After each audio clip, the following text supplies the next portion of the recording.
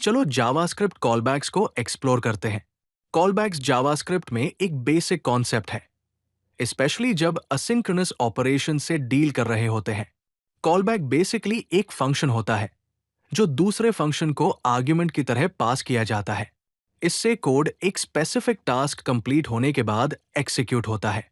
ये जावास्क्रिप्ट में asynchronous programming का फाउंडेशन है, जो नॉन ब्लॉकिंग ऑपरेशंस को एनेबल करते हैं। ये एग्जाम्पल देखो। हमारे पास एक फेच डेटा फंक्शन है जो एक कॉलबैक को आर्ग्यूमेंट की तरह लेता है। फेच डेटा के अंदर हम सेटाइम आउट यूज करके एक एपीआई कॉल सिमुलेट करते हैं। एक सेकंड बाद कॉलबैक फंक्शन एग्जीक्यूट होता है और डेटा रिसीव्ड स्ट्रिंग को आर्ग्यूमेंट की तरह पास करता है। कॉलबैक्स जावास्क्रिप्ट में कई कॉमन पैटर्न्स में यूज होते हैं।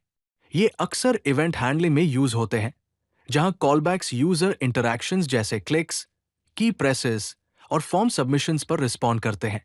कॉलबैक्स डेटा प्रोसेसिंग के लिए भी यूज होते हैं।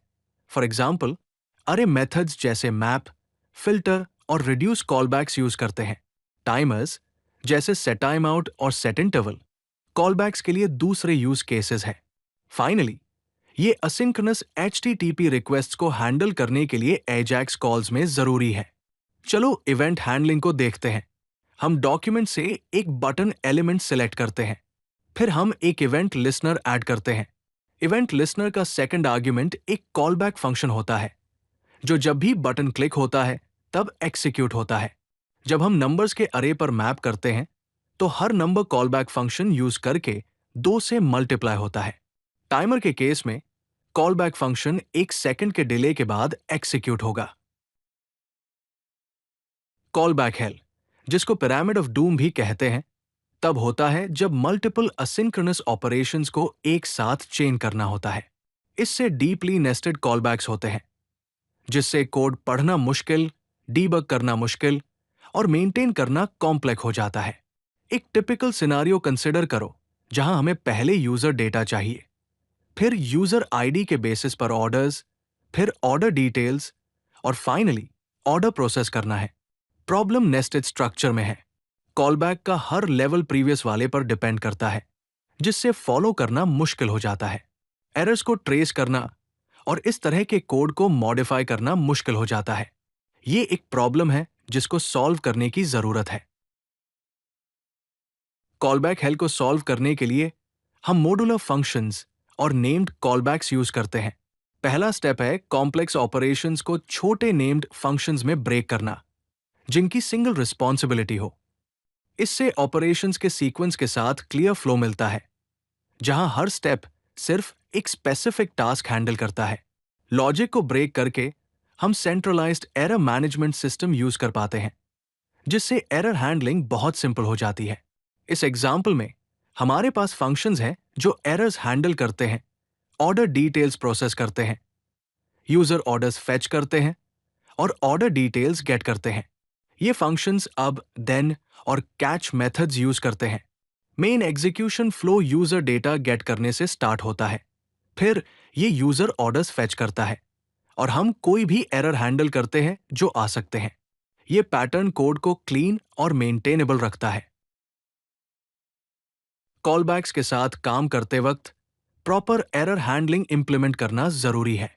पहला प्रैक्टिस है error first callback pattern use करना, जहां पहला पैरामीटर हमेशा एरर्स के लिए रिजर्व्ड होता है। इससे आप सक्सेस और एरर केसेस दोनों को अलग अलग हैंडल कर सकते हैं।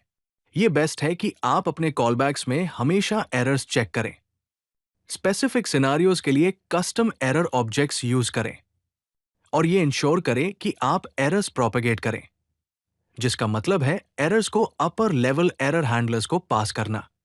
चलो एरर हैंडलिंग को एक्सप्लोर करते हैं। जब Node.js file system read file function use करते हैं, तो कॉलबैक को 2 आर्ग्यूमेंट्स मिलते हैं। पहला एक एरर और दूसरा डेटा। अगर एरर प्रेजेंट है, तो कॉलबैक को उसे हैंडल करना चाहिए। हम एक कस्टम डेटाबेस एरर डिफाइन कर सकते हैं, जिसको थ्रो या एरर हैंडलर्स को पास करने के लिए यूज किया जा सकता है। जब हम एरर हैंडलिंग इंप्लीमेंट करते हैं, हम एरर टाइप भी चेक कर सकते हैं और फिर appropriate error handling function call कर सकते हैं। चलो असिंक्रोनस ऑपरेशंस को एक्सप्लोर करते हैं। असिंक्रोनस ऑपरेशंस वो है जिससे जावास्क्रिप्ट टास्क्स को हैंडल करता है जिन्हें कंप्लीट होने में टाइम लगता है, जैसे डेटा फेच करना या टाइमर सेट करना मेन थ्रेड को ब्लॉक किए बिना। इवेंट लूप इस सिस्टम का दिल है। कॉल स्टैक वह है जहां जावास्क्रिप्ट कोड एग्जीक्यूट होता है। जब एक असिंक्रोनस ऑपरेशन जैसे टाइमर या एजैक्स कॉल एनकाउंटर होता है तो वो वेब एपीआईज में मूव हो जाता है। वेब एपीआईज टास्क को हैंडल करते हैं जावास्क्रिप्ट के मेन थ्रेड को ब्लॉक किए बिना। जब टास्क फिनिश हो जाता है तो कॉलबैक फंक्शन जो उससे एसोसिएटेड होता है कॉलबैक क्यू में मूव हो जाता है। फिर event loop call stack check करता है। अगर कॉल स्टैक एम्प्टी है तो वो क्यू से एक कॉलबैक कॉल स्टैक में मूव करता है एग्जीक्यूट होने के लिए। चलो एक एग्जांपल एक्सप्लोर करते हैं।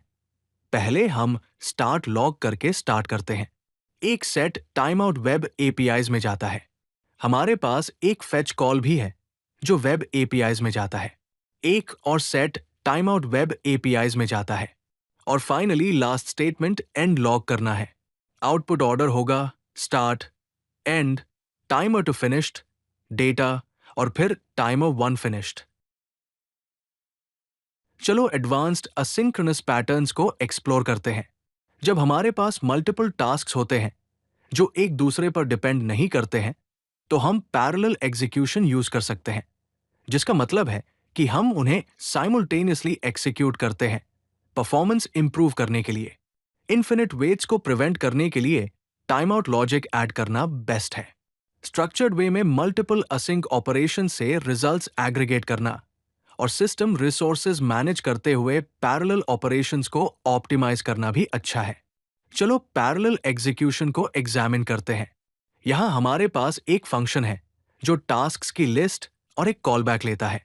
हम हर टास्क के थ्रू आइटरेट करते हैं और उसे एक्सिक्यूट करते हैं। रिजल्ट्स एक रिजल्ट्स अरे में कलेक्ट होते हैं और फाइनल कॉलबैक कॉल होता है जब सभी टास्क्स फिनिश हो जाते हैं। फिर फंक्शन यूज करता है और उसको 3 फेच कॉल्स पास करता है। वंस डन ये सारे रिजल्ट्स लॉग करेगा। चलो बेटर कॉलबैक कोड लिखने के बेस्ट प्रैक्टिसेस डिस्कस करते हैं। फर्स्ट, अपने फंक्शंस को सिंपल रखें। हर फंक्शन को सिर्फ एक रिस्पॉन्सिबिलिटी होनी चाहिए। एंश्योर करें कि आप सक्सेस और एरर केसेस दोनों को प्रॉपर्ली हैंडल करें। जब कॉलबैक्स यूज करना बहुत कॉम्प्लेक्स हो जाता है तो प्रॉमिसेस या असिंक अवेट जैसे मॉडर्न ऑल्टरनेटिव्स यूज करने का सोचें। डीप नेस्टिंग अवॉइड करने के लिए अर्ली रिटर्न्स यूज करें।